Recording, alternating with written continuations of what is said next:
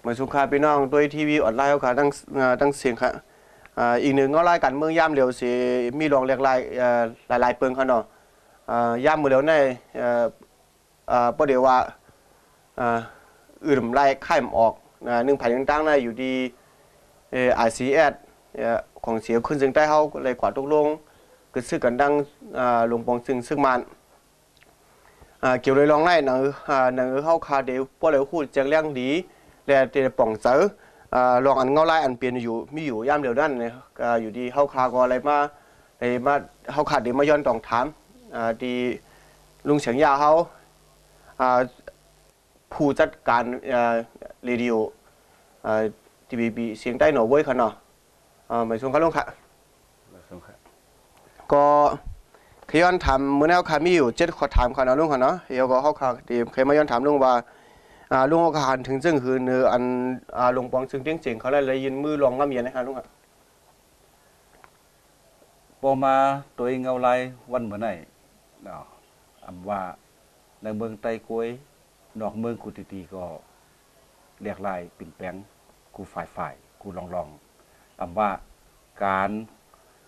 เมืองการตกวงโกนการสังคมมันก็ปิ่นแปงเรียกลายมาก็เพราะฉะนั้นแหละเงาลายของหลวงบองจึงเต้งเสียงไว้เสียอะไรขึ้นมาเป็น2ซึ่งแล้วก็ตักติไรเรียกลาย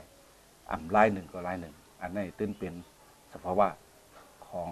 บ้านเมืองหนึ่งลูกหรือเช่นนั้นหลวงปองจึงเมืองมานติ้งเสียงหลวงปองจึงเมืองห่มตุ่มติ้งเสียงวันไหนวะขึ้นมาพองยามไหนเป็นพองยามอันหลีปูนตากูฝ่ายถูกตีไรหาตื้อตังข้างผาข้างมันเพราะว่าพาหมอเอาตื้อตังหมอเฮ็ดซ้อมเงาลายถึงว่าคือกวนอะไรก็ยาวว่าหลวงปองจึงเรื่องเสียงว่ามันตื้นเตรียมอยู่ไรอันนี้เป็นเงาลายอันผ่านเป็นมาโดยกำสื่อหางมันเฮียก็ช่ำทางสืบเสียในเกี่ยวก็ลองยืนมือลองกัดเย็นลองง้ำเย็นนี่เหรอค่ะเฮียก็อยู่ดีลงบอกซึ่งเรื่องเสียงเขาในเขาก็ยืนมือในเขาใครให้วันเมืองในกัดเย็นเต้5อันนั้นก็เป็นการเมืองอันเขาเรียนต่อคนกำผา5คนเย็บกองกลาง5นั่นก็ปฏิการเมืองเช่นนี้ก็5อยู่ดีลุงหันนึงซึ่งครับอันยืนมือลองพ่อมโฮมยืนมืออุบโอหาตื้อตังวันเมื่อไหนใครให้วันเมืองกัดเหยียนเต้5นั้นก็เป็นแผนหลอกแหลนกันก้อย5อันว่านั้นตัวอะไรดีอยู่ฝั่งหนึ่งคืออันตั้งในเจมเมอร์เขียนยนอันเฮ็ดแล้วรายการอันเต็งเสียงเฮ็ดแต่เร็วหน่อยก้อยก็เป็นมาก็เพื่อว่าลายเฮ็ดของมันไรขับตามไรวักตำไว้เป็นคักเป็นตอนมาแหละในร่มยาวกว่ามือปานเขียนยนกำในบ่มาตัวเมื่อไหนในถึงคมว่าเต็งเสียงฝ่ายหนึ่งใครๆวันเมืองกัดเย็นแทงฝ่ายหนึ่งก็จังหนังฝ่ายซึกก็กูอำนาจเจ้าเก่ากูแค้นขึ้นมาย้อนกลับมาหาตัวเจ้าเก่าในแหละอันนั้นก็เป็นอันดีไรไม่เจอเพราะว่าเขาหมอสร้างเต็งเสียงหมอขึงในถึงมันก็จังร่มแล้วกว่าเหมือนจังหนังขินยุ่นตัวมันก็จังยากินมันจังขินยุ่นอันนี้เป็นอันดีอันมันอันเต็งเสียงเขาไรหางแฮนตาได้อุบโอเฮมีแหงกั่มปันมันนำจงได้สำเร็จจำได้ป้วนผ่านไรลองงำเย็นอันเมืองโฮมตุ่มเคยเป็นนั่นป้อขับขึงดีๆถึงอันเต็งเสียงเฮ็ดเดี๋ยวนี้มันก็จ้างกว่าย่าเหมือนเรื่องเขียนอยู่นั่นไว้เจ้าก็ช่ำแทงอันหนึ่งเขาได้มือเลยป้อเขาขามาลัดนี่ลองว่าเด้งเสียงได้ยืนมือลองกัดเย็นหนึ่งแผ่นดังเนี่ยก็อยู่ที่กองเสียขึ้นอย่างใต้ก็เลยอุบมาเนี่ยเมื่อดีได้ไทยเรียนทีนึงขนาดเมื่อในเดือนดูนบ่ก้อยกะอุบอันพึ่งนั่นเหี้ยก็ทำอะไรกว่าอะไรเนี่ยกว่าทุกโลกแห่งกึศซึกต่อกันอันนี้มันอยู่ที่ลุงเขาเนี่ยหันถึงซึ่งครับพอเขาเลยมา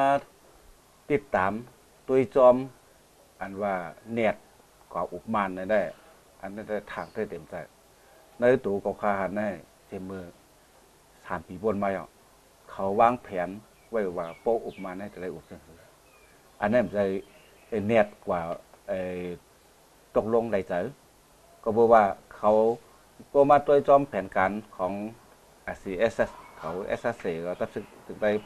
วัดจานไหนห่างแค่ไว้นั่นมันก็ถึงยาวพอตัดแล้วแห้งเลยว่าไหลครึ่งก้างก็อุบมานั่นว่านั่นก็บอกว่าตื้อตั้งห้องยามนี่มันตัวเป็นอันเตียนหลายๆฝ่ายของมุงมองมาคุยกะพอมาตัวเอาในมาโคใจลงไตตั้งมึนตั้งปัดปืนได้กำน้ำมันฝึกฝังไว้ในใจว่าเมืองไต้ก่อนขออันนี้ยอดเบิกฝึกฝังไว้ฉะนั้นนั่นแหละต่างก็โกเตมหันใจต่างก็โกเตมเป็นโปใจบางก็โกเตมเข้าใจในดอนดึกมันแหละอำพันธ์จอมจังไหนก็มีประกาศพวกเขามาตัวเต้ๆได้มันเป็นตื้อตั้งอันหลีเป็นตื้อตั้งอันหวังว่าRCSS เขาก็ขึ้นจันมาแทนจันหนึ่งเบอร์เตมันเป็นอยู่จันหนึ่งอยู่จันหนึ่งก็เหมือนจังหนังเย็บกองกลางให้ตึกโตกันพอตึกโตเขาตึกโตกันมา50 ปีปลายและ50 ปีปลายนี่อ่ำก้านแต่ไรว่าอ่ำก้านในเสตาก็พอมาตัวคนเมืองใต้เนี่ยก็อยากผึดกินใจมาหลายปานอันหลังไหลปลายเข้าเมืองไทยว่าอันหลังไหลออกกว่าเมืองนอกว่าไอ้ยาก็อันตึกกึดข้างอยู่ในเมืองแหละมีจางเฮ็ดหากินในเหมือนเหมือนใจนั่นก็เปิดการซึกกูฝ่ายไปไอ้กุมขี่ไว้เหนือก้นเมืองแหละจางขึ้นอย่างมาก็กับพอเขามาตัวแต่เหลียวถึงพวกว่ากึดซึกมันแตกหลายฝ่ายกึดซึกอันวันนั้นเป็นตัวหนึ่งเพราะว่ากึดซึกนั้นเก่ายืมเมื่อยื้อกันไว้อันนั้นก็ไปจ้างปกป้องให้วันเมื่อขึ้นอย่างไรเพราะว่าลองน้ำเย็นในเอาลองน้ำเย็นอันวันนั้นน้ำเย็นอันมาเพราะไทยก็ได้ว่าสันติภาพประมาณวันยิงชายเย่เนาะอันนี้พวกเอาอันลองน้ำเย็นในเหตุการณ์ในมันก็ติดตั้งเหตุการณ์มาแตกเลยอันจุ่มกึดซึกจังหนังเมืองลาเขาจังหนังเ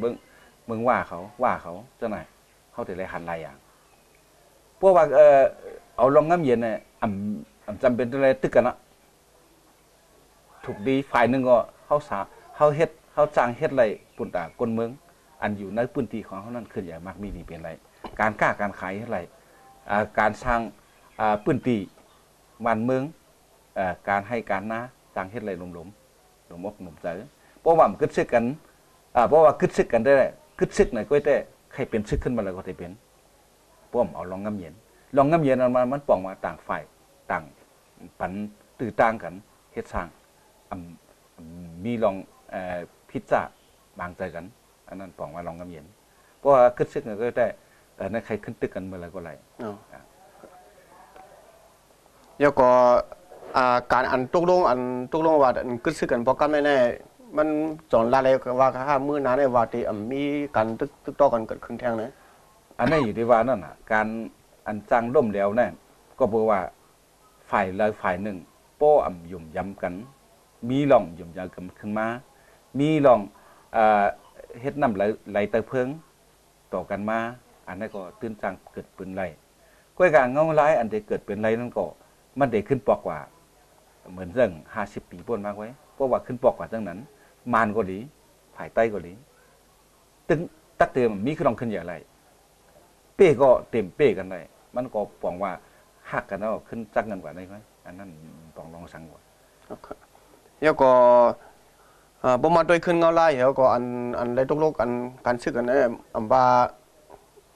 เขาเรียกว่ามีการติดต่อกันเขาก็ดันในคนเมืองขนาดนั้นแล้วก็ลองอันเขาเลยกึดซึกต่อกันเนี่ยมันอยู่ที่คนเมืองใต้เขาเหรอว่าเมืองใต้ห้ามคนเมืองใต้ห้ามเนี่ยคนเมืองเขาเลยสั่งมีน้ำต้นพ่นดีอย่างครับนั่นก็เลยสั่งซุ้มสั่งครับเพราะเอาจอม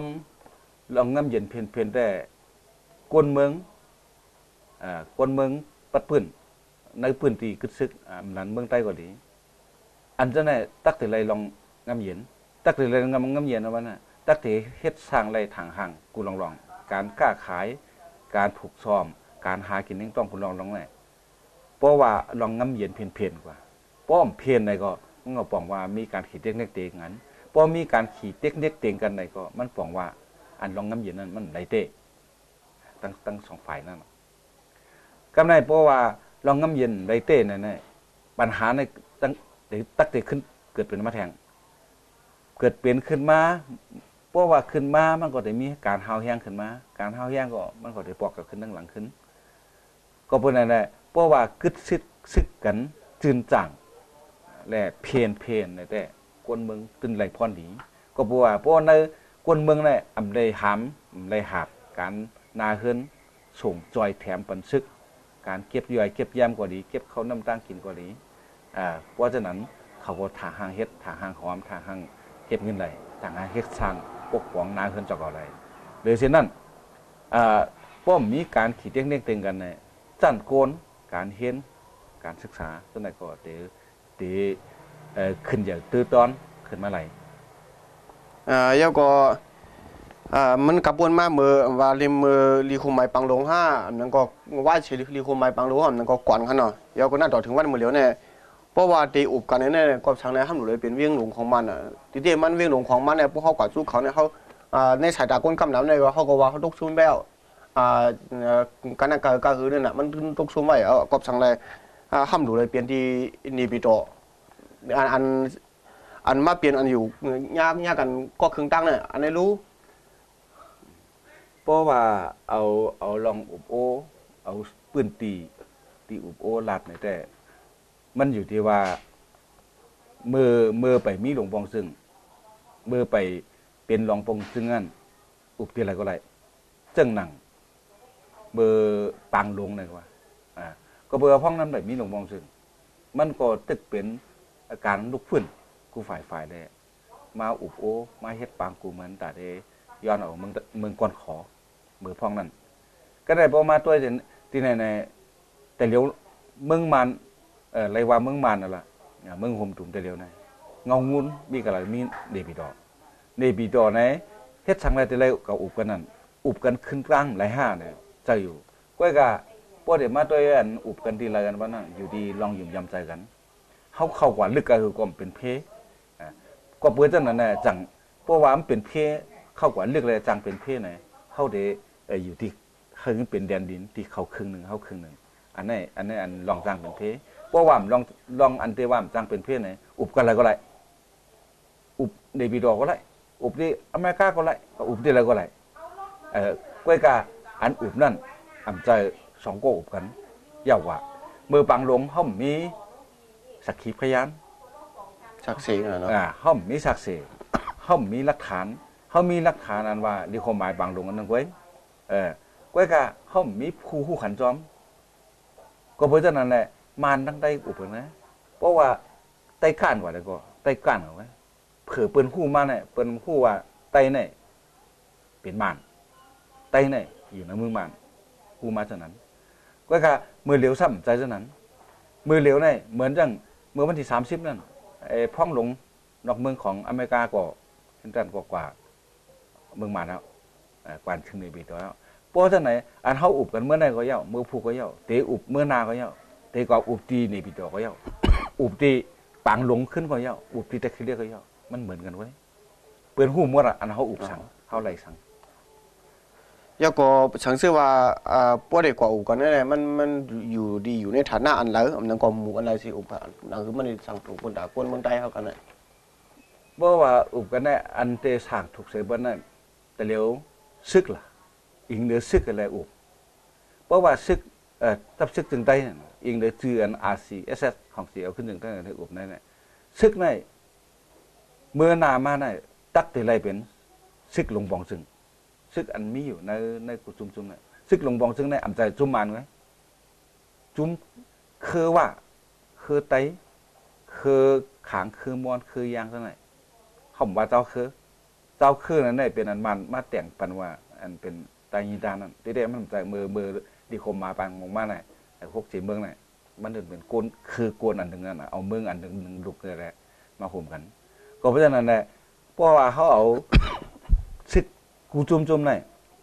ซึกตักที่ไรเป็นซึกหลวงปองจึงอ่ำใจซึกของจุ่มนั่นจุ่มไหนอ่ำใจเพราะจังนั้นจังเทเป็นลักแกนอันที่เขาจางอ่างถึงว่าเขาก็เป็นซึกแกดเคเป็นซึกหลวงปองจึงเพิ่งเตมาเป็นผู้กำยิบซึกตั้ง3ตับน้ำตับลมตับกันน้ำตับน้ำตับกลางหาว ตับดินซะหน่อยมันถึงอะไรอยู่ในจุ่มเป็นซึกหลงบองซึ่งอำใจซึกเปิดเรียนดินอำใจซึกแกดเควานเมืองปิตุสิทธิ์อันนั้นพอเป็นเจ้าไหนเนี่ยมันก็ไปใจลองโฮมห้อมอันจึงจังแล้วก็หรือสิขอถามมันครับทำลุงค่ะ7ข้อเนี่ยลองลุงขนาดเดียวทั้งค่ะเกี่ยวกับลองเจ้าไหนฮะมันอันนึงได้ก็พอมาด้วยเงาลายมันหลายฝ่ายอันที่อันใดติดตามอันใดจอมเงาลายมันมาอันใดหูจอมข่าวจอมผลมันมาได้ก็เตะกึ่งกลางตกใจมักเจอว่าโอ้กึศชื่อว่าไว้แล้วเป็นลุงน้องของเขาแทงแล้วบางลงบอกที่2แทงแล้วบางลงบอกที่3แล้วเนี่ยก็เตมีกว่าก็กะเข้ามาด้วยผลดีผลจ้ามันพรดีพรจ้ามันอันเกิดขึ้นป่วนมาแหละอันที่เป็นกว่ามื้อนานนะอันนี้ปองว่าเขาขึ้นมาชั้น2ตาเตเป้เปิ้นตาเตป่วนชั้น2แล้วนั่นเป็นการแต่ได้อ่านเด็กอ่านหลายตาเตสอบขึ้นชั้น3แทงอันนั้นเป็นกวนอันตักฮัดตาแข็งตาเตขึ้นใหญ่เพราะเขายอมขึ้นยอมกึดซึกเตอยู่สู่อยู่ยิบกวางแบกเราบ่เดิมบ่หลอกของเนื้อถึงที่ก่อนมันก็เตเหมือนจังไหนไว้มันก็เตตึกเฮาเปะเฮาก็เตตึกมันเปะคนเมืองก็เตญาตั้งหยาผืดนั่นเลยที่ก็เพราะฉะนั้นแหละอันนึงได้ประมาณด้วยเขียนยุ่นตั้งตึงสิ่งเพราะว่าเขาเพราะว่ามันก่อนเหมือนเขียนยุ่นก็แววกำในการคึดซึกประมาณด้วยเบิ่นเรื่อง